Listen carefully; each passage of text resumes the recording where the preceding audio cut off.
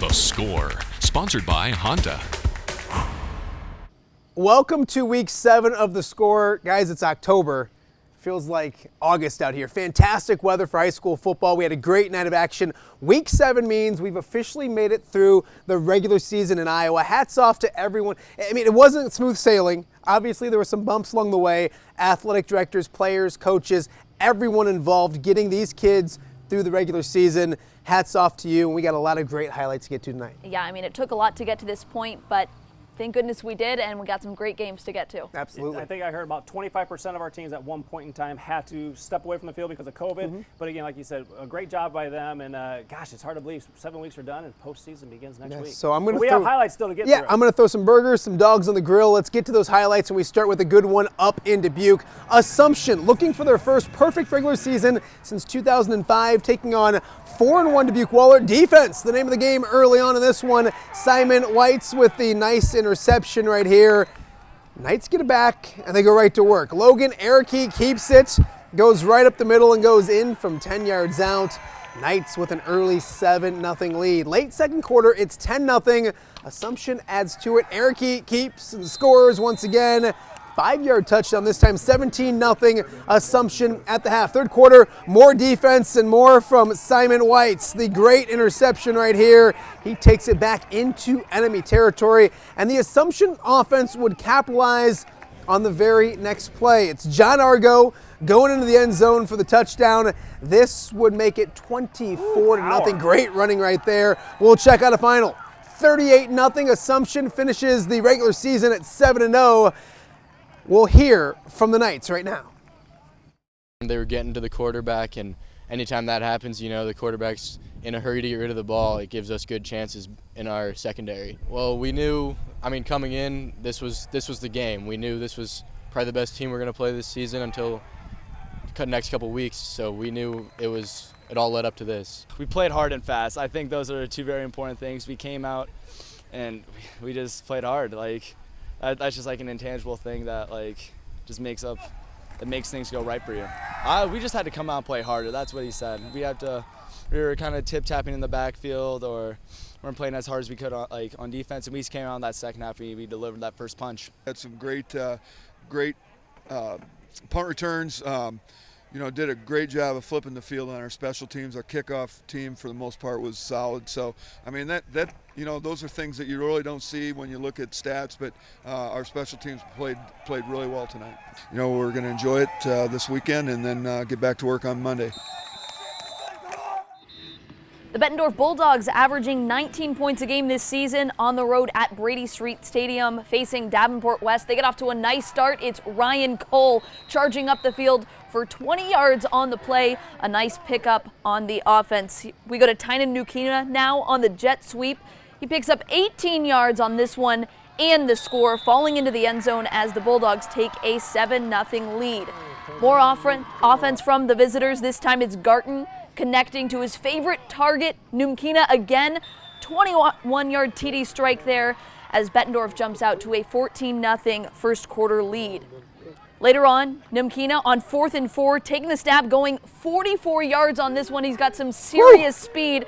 Wow. And if you're keeping score at home, and you should be, that is a trifecta. Scotty Let's check out a final score from Brady Street. The Bulldogs roll 45-0, the final. Let's head over to North Scott as they're hosting Clinton on senior night. There's the Tippetts, Caden and Coach Kevin Tippett. First quarter, Carter Markham calling his own number. He'll pick up first down yardage to move the sticks and keep the drive going, and then it's Markham finding Oliver Hughes out in the flat. Check out this run. He's fighting for it. Take one leg away. He's still hopping down the field for another first down. It finishes with this. Darnell Butler, 2-yard touchdown. It's quickly 7-0 on their opening drive. And the defense takes over for the Lancers. David Borchers, first one to get to the quarterback, and then a little help from some friends for the sack. They get the ball back on offense, and it's Markham deciding to just take it himself from 6 yards out, in for the touchdown, 14-0 at that point. And it's a shutout for the Lancers. They win 50-0. Muscatine and Davenport Central looking to fine-tune themselves before the playoffs. Central up 7-0. in the first quarter. Looking for more, Nate Hummel to Dylan Graves. This is good for 14 yards and a central first down. Same drive. Don! How you doing, Donnie? A few plays later, it's Hummel to Nazir Rogers. This is good for 12 yards and another first down. End of the first quarter, so we switch directions. And the very first play, it's Dane Howard taking the handoff, getting the corner, and getting himself to the end zone. 35-yard touchdown. Davenport Central feeling good, up 14-0. But Muscatine gets back to what they've done best this season. That's running the football. No need to hide your eyes. Things get better for the Muskies. Tim Nimley with a nice run and a first down. And then a few plays later, it's Eli Gay keeping it. The fans getting excited as he gets to the corner of the end zone, gets the touchdown. That made it 14-7. We'll check out the final score. Muskies come back and win it late. 21-14, your final. All right, let's go up Highway 61, Central DeWitt and Marion. These two teams faced off in baseball. Central DeWitt looking for a little revenge here.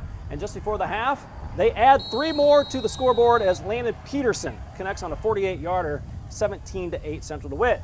Third quarter, it is John McConaughey breaking in for the sack for the Sabres. They get the ball back. They give to Garrett Saylor on fourth and short. He picks up the first down, and it eventually leads to this. Peterson, the lefty leg, he's got plenty. A 40-yarder, or 32-yarder that time, 20-8 at that point. Fourth quarter we go, and Marion driving. It's Alex Mata in for the touchdown. They would add the 2-point conversion to cut it to 20-16. This game would get close. They each score down the stretch, and it's Central DeWitt coming away with a big win. They finished the season 4-2, 27-24. Another opportunity, fellas. Okay, another opportunity to play. Okay, last regular season home game. We just got to bring the same mindset we brought the last 5 weeks. Okay, keep that rolling into tonight. You guys don't know this, but we have a chance to finish with the best regular season in Comanche history since 1985. Have fun, do your jobs, play hard. We're going to stay undefeated in the district. We're going to go take it to Maquoketa tonight. All right, let's go.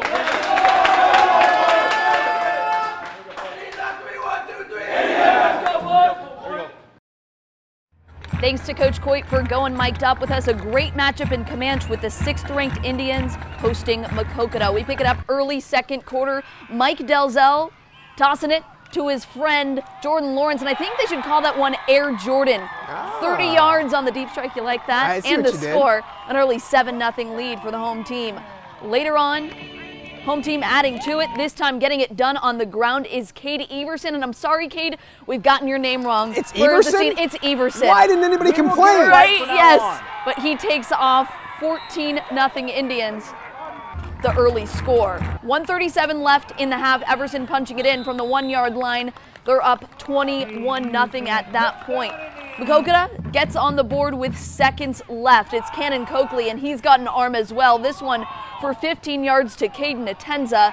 The score would be 21-7 at halftime. We go to the second half now. The Cardinals looking for more, but check out this one. It's Tanner Dickherber staying on his toes, and it's a momentum-shifting pick here. He'll turn on the wheels from there, make a nice game. At the end of this play, it looks like the ball comes loose, but the officials say that he was down at that point. The Indians do go on to score on that drive. Comanche rolls 42-7, the final. Momentum towards the playoffs was definitely a big thing for us tonight. We knew we'd probably get a bye next for the opening round, but we knew we had to come out here and handle business and get it done. I knew this group would be special. We've been together for a really long time. The chemistry's really good.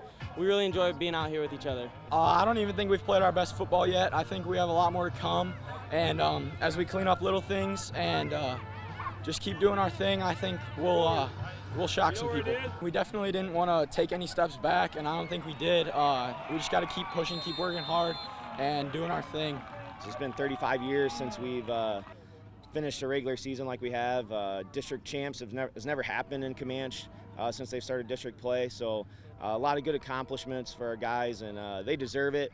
We got a really good group of seniors that have worked their butts off since they were first graders, and they've all stayed together, and really happy for those guys.